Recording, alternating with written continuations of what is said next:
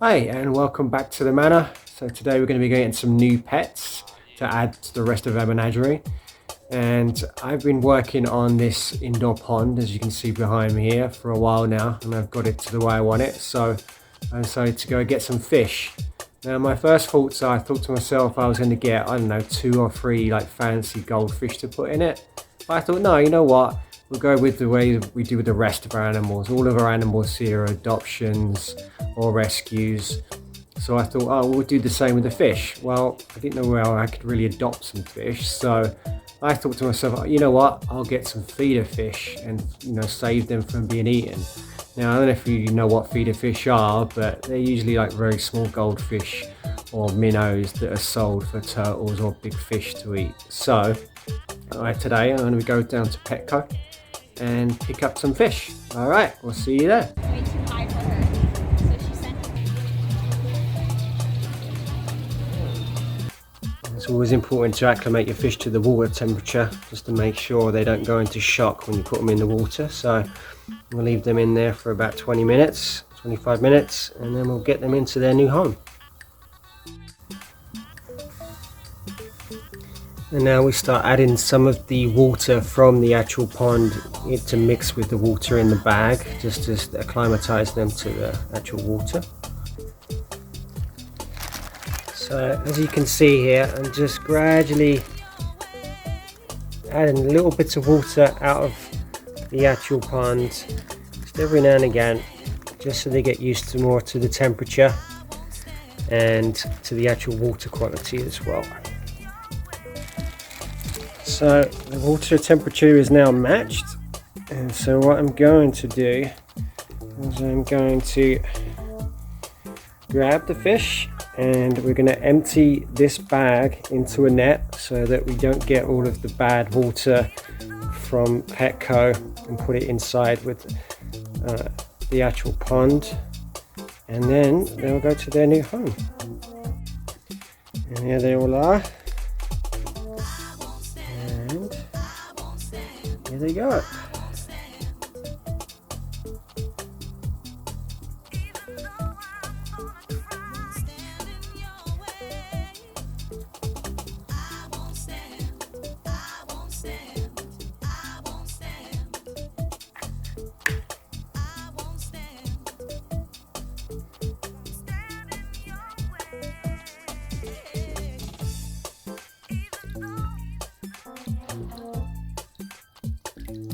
So here we have the pond with the fish in the new home. So it's been a couple of weeks since I actually filmed the first part of this. I had some problems with the pump and there's some leaks, so I had to fix that before I really wanted to show the rest of it. All the fish are happy in there. We lost like one in transport, but that may have already been dead before it went into the bag. But everyone is happy and feeding and doing really, really well. So I ended up getting 5 goldfish, and what I supposedly was going to get 15 cherry minnows, but the lady was very, very kind and dumped quite a few of the fathead minnows in there with it, so I ended up with quite a few fish.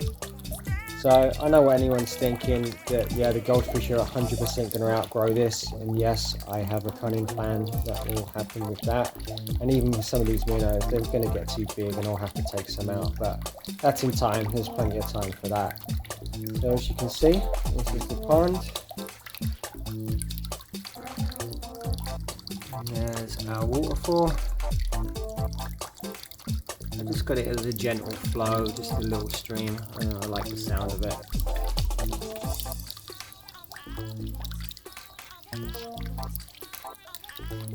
You see I've got some plants in there. Got the bamboo, and I've got a bunch of spider plants that are in there. Now spider plants and the bamboo as well will help filter the water and take the nitrates out of the water. Now for the moment, with the spider plants, they're a little bit too deep, so I may have to find something to prop them up a little bit, but they're doing their job. And inside there, I have a Java fern, seems to be doing really, really well, and then some hornwort, which also is an aerator. So the water quality is pretty good. I've got a box filter at the back there, which is covered up with stone. You can't quite see it. And an air stone as well. So the water quality is really good. Lots of filtration and lots of air going into it. And the actual pond itself, I'd done it on an absolute bare minimum budget.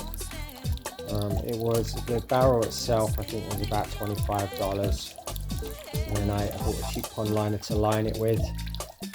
And then really for the most part everything else has just sort of come out of my garden.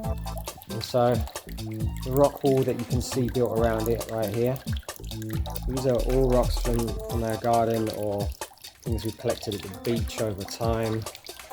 The actual plants, which I built these little places for the plants to go in. These are just cuttings from the garden again. Not really bought any plants. All done on a bare minimum budget. So yeah, I'm really pleased with the way it came out. It looks really good at night, so I'll add a few night shots of it with the light on.